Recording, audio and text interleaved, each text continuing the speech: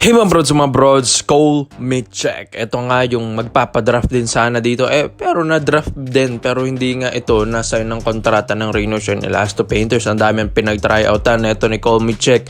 Maski San Miguel Beermen pero hindi nga siya natuloy doon. Dito nga sa SMB dapat nga daw dito siya papapirmahan ng kontrata. Kaso nga lang ang dami ng fill-am guards ng SMB. So ito nga pong 6'1" point guard na ito. Ito naman pinag-iisipan na ito mga kabrodza. Yes, pinag-iisipan na ito ng San Miguel Beermen na kunin. Dahil nga ito yung isa sa mga nakikitaan nila ng potential na maging future point guard nila in the future. Well, hindi rin naman na bata-bata dahil prime na rin naman niya ito sa edad ng 29 years old. Ito, napakahinog na nito ni Cole Mitchek. Ang dami na rin ng mga experience na ito sa ibang bansa. And ito, nakapaglaro rin sa Macau Black Bears, yung naka-tune up game ng Gilas Pilipinas, diba mga kabrods? And kung mapapanood nyo siya doon, talagang isa siya sa mga nagdo-dominate doon sa kupunan na yun, mga kabrods. Kaya dito sa SMB, ay gusto nalang kunin. Ito pong si Cole Mitchek, well, alam din naman natin dito sa SMB, gusto nila ng mga ganito nagre-rebuild ng mga panibagong lineup, mga bata-batang players. Dito kasi sa SMB, alam din naman natin na isa rin sila sa mga magiging contender ngayon sa papasok na playoffs round. Dahil syempre, December na rin mga kabrods. And ito, papasok na tayo ng playoffs, gusto rin ng SMB i-finalize na yung line-up nila. Kaya nga dito sa SMB ngayon, gusto nilang makuha at ma-recruit. Ito pong si Cole Mitchek. Pwede. Bakit? Syempre na-draft. Unang-una na-draft sa PBA. Tapos, alam na rin yung laruan. Nakapag-tryout na rin sa SMB. Pero yun nga, sa San Miguel Beermen, gusto nilang makuha si Cole Mitchek. Pero yun nga mga kabrods, kailangan nilang mag-sacrifice. Meron silang babawasang player dito para makuha ito pong player na ito. Well, hindi rin naman na sila talo dito kay Cole Mitchek. Dahil, tignan nyo naman yung stroke nito, yung bitaw ng tres na ito mga kabrods. One of the best shooter ito ng rookie draft 2025 to 2026 mga kabrods. Pero yun nga, and daming mga teams ngayon, hindi nga siya napansin doon mga kabrods. Pero sa SMB, nakitaan nila na potential, nakitaan nila ng pwede na maging shooter. Ito pong si Cole Mitchek in the future sa SMB. Kaya gusto nilang makuha rin ng player na ito. Ang daming ang fill-am players ngayon sa SMB na hindi rin naman ganun kumaka na mga kabrods. Kaya mas maganda rin kung makuha nila ito pong si Cole Mitchek. Kaya nga magbabawas sila ng fill-am na point guard mga kabrods. And ito sa SMB, syempre, pag-iisipan pa rin naman nila ito. Lalong-lalo na, syempre, kakatapos lang ng Gilas Pilipinas din natin mga kabrods. Kaya gusto rin ng SMB, makapag-focus din dito sa SMB lineup after ng Gilas stint. Dahil syempre, nakafocus din dito sila Boss Al and SMC Management.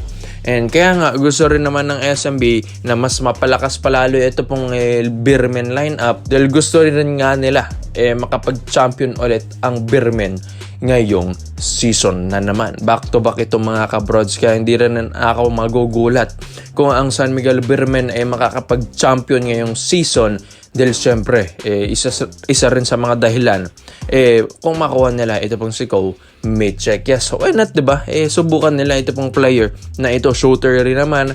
Maganda ang kanyang stroke mga kabrods, mabilis na player, magandang pick up, magandang court vision.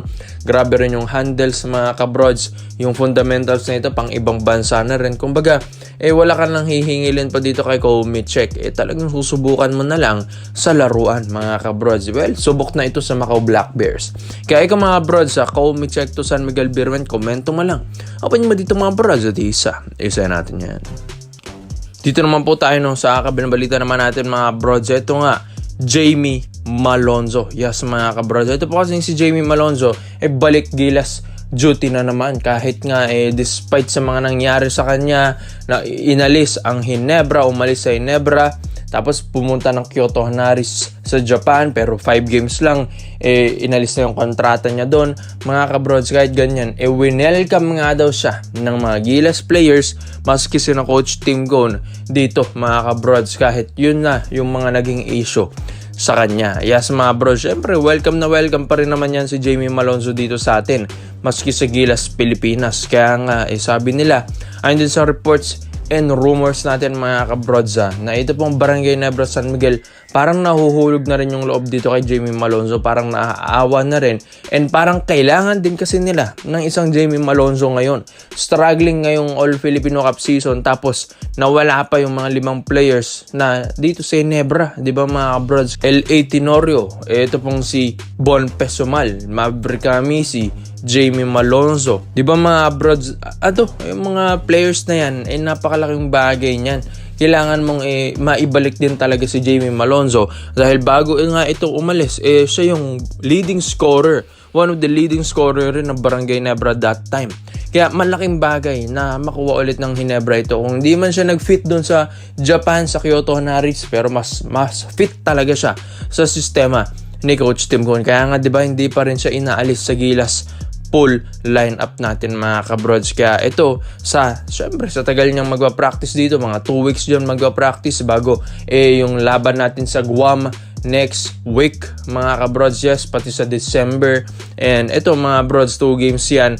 Syempre hindi pa ba makukuha ng loob ni Jamie Malonzo yung Ginebra dyan, yung management dyan, yung sina Coach Tim Cone and Boss Al dyan? Syempre mga brods, pwede nilang patagong makapag-usap, patagong mag-uusap sila na ma-release sana ito pong ban ni Jamie Malonzo para nga sa Ginebra rin ito. Alam din naman natin na malakas ito pong Ginebra, ito pong si Boss Al kay Kume Willie Marshall. Kaya hindi na rin ako magugulat mga kabrods kung ito pong si Jamie Malonzo ay babalik ulit sa Ginebra this season mga kabrods. Alam din naman natin ng Ginebra gustong gusto rin nila ng mga ganitong player na katulad ni Jamie Malonzo. Kahit na mga ganyang issue na yan pero meron ka ng championship experience, babalik ka ng Barangay Ginebra San Miguel. And may mga reports din and rumors tayo na parang si Sten din inaayos na rin ito ng Ginebra, inaayos na rin para makabalik dito sa Barangay Ginebra San Miguel. Struggling ang Ginebra, sabi nga rin ni Scotty Thompson, ang tagal na nilang di nagcha-champion, tapos alanganin pa sila ngayong elimination round, baka malaglag pa sila, hindi makapasok ng playoffs, di ba mga brods? Dismayado na naman yung mga fans na ito. Kaya nga mga kabrods, kung gusto nyo ng panibagong persa, mas maboost sana ito pong Ginebra, dapat ibalik nila ito pong si Jamie Malonzo. Yes, alam din naman natin pagkakamali rin naman niya yun na pumunta ng ibang bansa, iniwan ng Ginebra. Pero mga kabrods, opportunity lang naman yun. Business is business lang naman para sa mga players na ganyan. Siyempre, may freedom of choice din sila na paano pagandahin ng kanilang career at paano makakuha ng maayos na sahuran. Kaya dito sa Barangay Ginebra San Miguel, sana maintindihan nila yun. Pero siyempre, sana nga makuha nilang loob neto po ni Boss Al and Coach Tim Cone ng agent ni Jamie Malonzo. Kaya sa tingin nyo mga brods, dapat bang maibalik ng Ginebra ito pong si Jamie Malonzo? At sa tingin nyo, dapat bang isang tabi na yung mga issue na yan mga kabrods para nga maibalik si Jamie Malonzo? At ito, good luck sa Gilas Pilipinas at sana ma-prove ni Jamie Malonzo. And magpakitang Gilas sana siya, lalo dito sa Gilas Pilipinas games natin. Kaya komento mo lang ang opinion mo dito mga brods at isa natin yan. Salamat po sa panonood mga brods. This is Kings Basketball Trade Hoops. Yun lang, I'm out.